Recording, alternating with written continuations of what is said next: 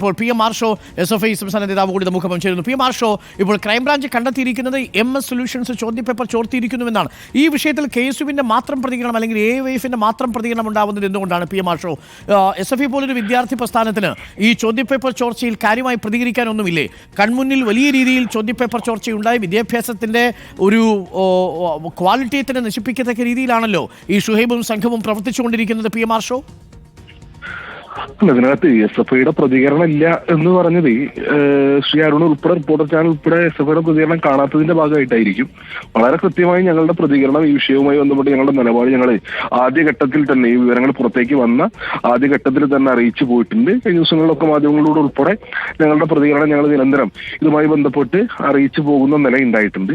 SFI പ്രതികരിച്ചിട്ടില്ല എന്നുള്ളത് തെറ്റായിട്ടുള്ള അങ്ങയുടെ അറിവാണ് എന്നുള്ളതാണ് ആദ്യം സൂചിപ്പിക്കാനുള്ളത്.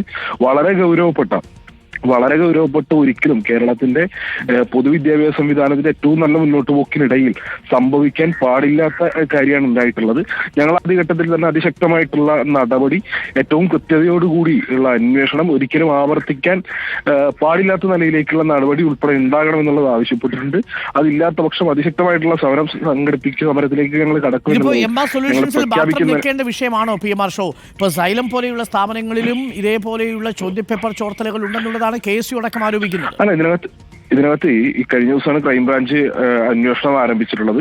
അതിനോടൊപ്പം തന്നെ പൊതുവിദ്യാഭ്യാസ ഡയറക്ടർ അധ്യക്ഷനായിട്ടുള്ള ഒരു സമിതിയും അന്വേഷണം നടത്തിക്കൊണ്ടിരിക്കുന്നുണ്ട്. ഇതിന്റെ അന്വേഷണം പൂർത്തീകരിക്കപ്പെട്ടു എന്ന് ഞങ്ങൾ കരുതുന്നില്ല. അന്വേഷണം അതിന്റെ പ്രാഥമിക ഘട്ടത്തിൽ തന്നെയാണ് എന്നുള്ളതാണ് ഞാൻ മനസ്സിലാക്കുന്നത്. വളരെ വിശദമായിട്ടുള്ള അന്വേഷണം ഒരു നിലയ്ക്കും ഇത് ആര് തന്നെയാണെങ്കിലും ഇതിനകത്തിപ്പോ ഒരു ഏജൻസിയിൽ മാത്രം ഒതുങ്ങുന്ന ഒരു നിലയിലൊന്നും ആയിക്കൊള്ളണം എന്നില്ല. അതിനപ്പുറത്തേക്ക് വളരെ വിപുലമായ വളരെ വിശാലമായിട്ടുള്ള അന്വേഷണം നടത്തി ആരെങ്കിലും ഈ അന്വേഷണം വൈകി എന്നുള്ള അഭിപ്രായം ഞങ്ങൾക്കില്ല. അതിന്റെ ആദ്യഘട്ടം മുതൽ തന്നെ അന്വേഷണം ശരിയായ ദിശയിലായിരുന്നു എന്ന് തന്നെയാണ് ഞങ്ങൾ മനസ്സിലാക്കുന്നത്. അതുകൊണ്ടാണ് ഈ 6-ാം നാൾ കൃത്യമായിട്ട് ഈ പറഞ്ഞ പോലെ അന്വേഷണത്തിന്റെ പുരോഗതികൾ ഈ ഘട്ടം വരെ നമ്മുടെ മുൻപിൽ ഉണ്ടല്ലോ. അന്വേഷണം പൂർത്തിയായി എന്ന് ഞങ്ങൾ കരുതുന്നില്ല. സ്വാഭാവികമായും അന്വേഷണത്തിന്റെ തുടർഘട്ടത്തിൽ ആരെല്ലാം ഈ കുറ്റകൃത്യത്തിന്റെ ഭാഗമായിട്ടുണ്ടോ ആ ആളുകൾ മുഴുവൻ നിയമത്തിന്റെ മുന്നിൽ എത്തുന്ന നിലയിലേക്കുള്ള ഇടപെടൽ ഉണ്ടാകുമെന്ന് തന്നെയാണ് ഞങ്ങൾ കരുതുന്നത്. ഏതെങ്കിലും ഘട്ടത്തിൽ അതിന് വിരുദ്ധമായിട്ടുള്ള ഇടപെടൽ SFIയും ഈ വിഷയത്തിൽ പ്രതികരിച്ചിട്ടുണ്ട്. മാത്രമല്ല, അന്വേഷണം വൈകിയിട്ടില്ല എന്ന നിലപാടിലാണ് SFI. സുരേഷ്, SFI ആ നിലപാടെടുക്കാൻ കഴിയും. ഏറ്റവും നിശബ്ദമായി SFI പ്രതികരിക്കുമെന്ന് ഞാൻ ഇപ്പോഴാണ് തിരിച്ചറിയുന്നത്. കേരളത്തിൽ എന്തെങ്കിലും ഒരു വിഷയം ഉണ്ടാകുമ്പോൾ SFIയുടെ പ്രതികരണങ്ങൾ വളരെ നിശബ്ദമായി ആരും കേൾക്കാത്ത രീതിയിലാണ് രേഖപ്പെടുത്തുന്നത് എന്ന് അറിയുമ്പോൾ ഞെട്ടലാണ്. സംഭവം SFI എങ്ങനെയാണ് പ്രതികരിക്കുന്നത് എന്ന് നമ്മൾ ഗവർണർക്കെതിരെ ഈ വിഷയം നടക്കുമ്പോൾ ഗവർണർക്കെതിരെ SFI സമരം നടത്തുകയാണ്. ഈ വിഷയങ്ങളൊന്നും SFIയുടെ വിഷയമേ അല്ല. കേരളത്തിന്റെ പൊതുവിദ്യാഭ്യാസ മേഖലയെ സംബന്ധിച്ചിടത്തോളം ഒന്നാകെ തകർക്കുന്ന ഏറ്റവും വലിയ പ്രശ്നം SFIക്ക് ഒരു വിഷയമല്ല. SFI ഒരു അക്ഷരം മിണ്ടുന്നില്ല. കാരണം ഈ കോർപ്പറേറ്റ് കുത്തക മുതലാളിമാർക്ക് മുന്നിൽ ഗവൺമെന്റും SFI പോലുള്ള സംഘടനകളും വഴിപ്പെടുകയാണ്. അല്ലെങ്കിൽ അവർക്ക് മുന്നിൽ നട്ടല് കുനിച്ച് മുട്ടുമടക്കി നിൽക്കുന്ന കാഴ്ചയാണ് നമ്മൾ കാണുന്നത്. ഇത് വൈകിപ്പോയിട്ടില്ല എന്നാണ് SFI ആവർത്തിക്കുന്നത്. 2023 ക്രിസ്മസ് പരീക്ഷയുടെ ചോദ്യപേപ്പർ ആദ്യമായി വരുന്നത്. 2024 ഓണപരീക്ഷയ്ക്ക് അത് ആവർത്തിക്കപ്പെടുമ്പോഴും കോഴിക്കോട് DD ഉൾപ്പെടെയുള്ളവർ വിദ്യാഭ്യാസ വകുപ്പിന് കത്ത് നൽകുകയും വിദ്യാഭ്യാസ വകുപ്പിന്റെ മീറ്റിംഗുകൾ അത് ഉന്നയിക്കുകയും ചെയ്തിട്ടും അന്വേഷണം വൈകിപ്പോയിട്ടില്ല എന്ന് പറയുന്നത് ഏത് ലോകത്തു നിന്നാണ് SFIയുടെ സംസ്ഥാന സെക്രട്ടറി സംസാരിക്കുന്നത്?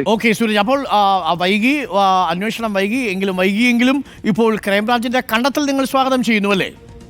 ക്രൈംബ്രാഞ്ചിന്റെ കണ്ടെത്തൽ, ഈ ചോദ്യപേപ്പർ ചോർന്നിട്ടുണ്ട് എന്നുള്ള കണ്ടെത്തൽ സ്വാഗതം ചെയ്യുകയാണ്. കാരണം KSU 1 വർഷത്തോളമായി ഉന്നയിക്കുന്ന കാര്യമാണിത്. അത് സ്വാഗതം ചെയ്യുന്നു. പക്ഷേ 2024 മാത്രമാകരുത്, 2023 ചോർന്നതും അന്വേഷിക്കണമെന്നാണ് KSUവിന്റെ ആവശ്യം.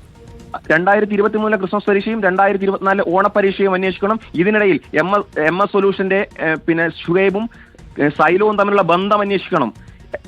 ഈ ബന്ധങ്ങളൊക്കെ അന്വേഷിച്ചാൽ ഇതിനുള്ള കൃത്യമായ എവിഡൻസ് പുറത്തു കൊണ്ടുവരും. ഈ സ്ഥാപനങ്ങളിൽ നിങ്ങൾ മനസ്സിലാക്കണം, കോഴിക്കോട് സർവശിക്ഷാ ജാഗരണന്റെ ജില്ലാ കോർഡിനേറ്റർ സൈലത്തിന്റെ വലിയ പരിപാടിയിൽ പങ്കെടുക്കുകയാണ്. പൊതുവിദ്യാഭ്യാസ മേഖലയെ സംരക്ഷിക്കേണ്ടതായ പിന്നെ SSKയുടെ കോർഡിനേറ്റർ പങ്കെടുക്കുന്നത് സൈലത്തിന്റെ പരിപാടിയിലാണ്. എന്നിട്ട് ഫേസ്ബുക്കിൽ പോസ്റ്റ് ഇടുകയാണ്, സൈലത്തിന്റെ 10,000-ഓളം വരുന്ന വിദ്യാർത്ഥികളെ അഭിസംബോധന ചെയ്ത് സംസാരിച്ചു എന്നു.